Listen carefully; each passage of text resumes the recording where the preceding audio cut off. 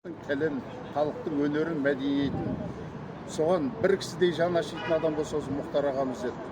Сол Мұхтар ағамның рухы шат болсын деп, осыдан ширек ғасыр бұрын жазылған, өзіне арнаған Батыр ақын деген өлеңін өзінің алдында оқылған, 3,5 мың адамның алдында республика сарайында да оқылған, кітабында шыққан Батыр ақын Мұхтар Шаханұлына терең аршып тарих сынды қатпарды, кім еліне өзіңдей сұрақтарды, ерлігімен өшпестей із қалдырған ел сыйлайды ақының деп Мұхтарды.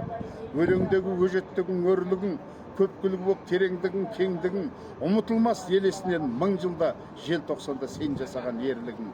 Нарқын ашып арзан менен қымбаттың, дәл өзіңдей жеткізді елге жырлаптың, 7,5 ғасырдан соң жанаға қайырхан боп қайта жұртқа тіл қаттың. Бойыңдағы барын сезіп тың күштің, қуаныштан мен де шалқып күн түштім. Қайырханның ерліктерін қайталап жатқандайсың қарсы алдында Шыңғыстың. Сен туғанда жырдан жайып жер көкті, отырарда жыр бесігін тербепті. Рухы өр, сенің де ірі есімің Фарабидей кесіп кетті жер көкті. Ағамыздың алған жарылқасын иманы қойында, берекесі орында болсын.